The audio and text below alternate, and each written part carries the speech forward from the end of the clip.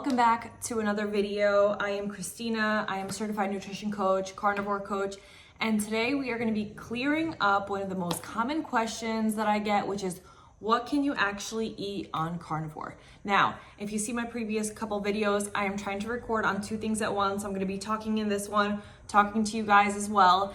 So just bear with me. I just wanted to record two things at once so that I don't have to repeat it. So welcome back to my channel. If you have not subscribed yet, please click that subscribe button. We are having more videos coming up.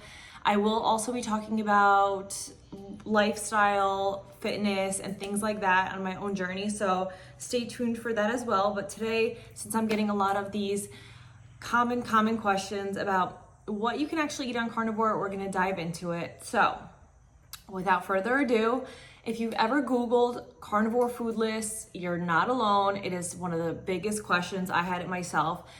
It's one of the top search topics in the carnivore community because people want clarity on what can you eat. So today I'm gonna break it down and keep it simple into different categories. We're talking about meats, we're gonna talk about eggs, we're gonna talk about dairy, and we're gonna talk about fats and a few optional extras.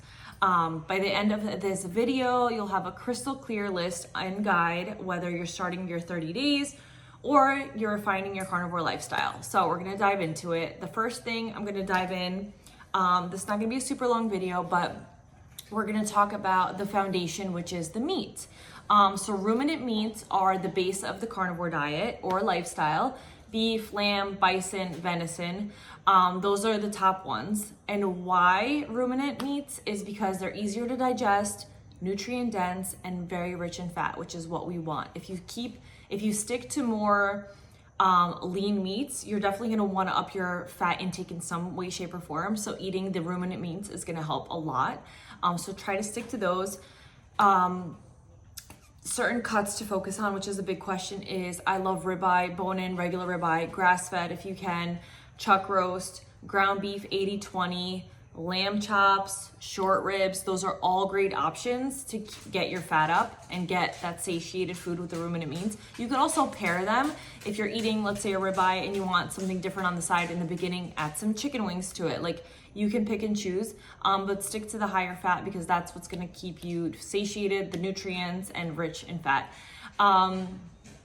If you're starting out and you're dealing with eczema, bloating, or any gut issues like I did, keep it simple with the ruminant meats first. So do your 30 days with the ruminant meats, see how you feel, and adjust from there. So that's the basis of all the meats, okay? So second is eggs. So eggs are definitely a nutrient powerhouse. Protein, choline, healthy fats in them. A lot of people are scared of eggs. They'll have one or two. They don't want to overdo it because of cholesterol or high fat, etc. Do not worry about that, okay? Eggs are amazing. I know somebody who I follow, she had 20 or more eggs a day when she was first recovering from going vegan to then starting carnivore. So just eat your eggs. Don't miss out. We make a ton of eggs. I don't even know how many eggs I eat a day. Do not track it. But they're also one of the most important triggers for people with gut and autoimmune conditions. So add them back later after a strict reset. So for those 30 days, eat the ruminant meats, stick to the simple, and then add eggs back in. You could test your tolerance with 1 or 2 eggs, track your symptoms, bloating, digestion, how your skin is doing, and keep track of that and hold like a little journal on how you're feeling if you want to add that back in. If you're fine with eggs, then you can have eggs. Next, let's talk about dairy. So another question, which is huge because a lot of us struggle with sugar addiction and just having something sweet. So a lot of people ask about the dairy. Can I have dairy on carnivore? So dairy is optional. It's not essential. Butter and ghee are great, most tolerated, low lactose, rich in fat. So butter and ghee are really great. Cheese, yogurt, cream, milk, those are more likely to cause eczema, bloating, and cravings in people because of the little bit of carbs and the sugar in them. So if you wanna go into ketosis, maybe leave that out for the first 30 days. And if your goal is really to heal, start dairy free and then reintroduce it slowly. Same thing with the eggs. Keep it out for the 30 days, see how you feel when you bring it back in, and go from there.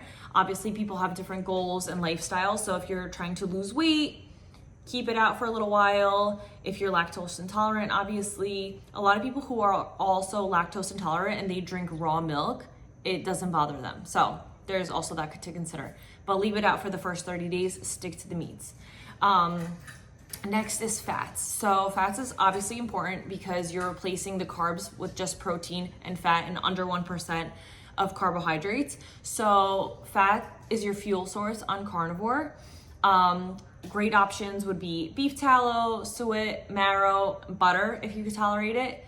And don't fear the fat. It keeps you satisfied, powers your hormones, and calms your cravings, and it helps so much. I was scared of butter in the beginning, I'm not gonna lie, and then I started incorporating it more and more. I started eating spoonfuls of butter, and I'm absolutely obsessed. I literally put butter globs on my burgers now. A quick tip is also cook meat in its own fat, avoiding overloading with the liquid fat, like drinking the butter, tallow, and straight on its own. So try to cook with it, but definitely make sure you have enough fat in your diet. And then optional extras I wanted to mention is bone broth for minerals and gut soothing, salt, electrolytes to stay hydrated. You want to make sure you're getting enough salt. I love Relight electrolytes. Those are one of my favorite. People also like Element and other ones as well, which is totally fine. Sometimes you feel like you're salting your food a lot, but it's not enough. So make sure you're supplementing a little bit with the electrolytes, which is really helpful. And some people also still drink coffee or have a little bit of spices, but for true healing, keep it clean with just meat, salt, and water. I use a little spice like here and there. I have one that's like Redmond salt with a very minimal seasonings in it, but I use that for our burgers. And then I do drink coffee, and in my coffee I put in heavy cream, but that's it. No other sweeteners like I used to or anything like that. So just heavy cream, which is my dairy. Also, I get a lot of other questions as well with the dairy. If you do want a sweet treat once in a while, that is completely fine. There are so many fun carnivore recipes if you look up. I also have them in my ebook. There's carnivore bread, there's carnivore cheesecake you can make, because granted, you could have sour cream, you could have cream cheese. So mixing cream cheese with like eggs, egg yolks, you can make like a batter with that. Cottage cheese is a great one. Like I said, yogurt, kefir is great for fermented foods, amazing for digestion.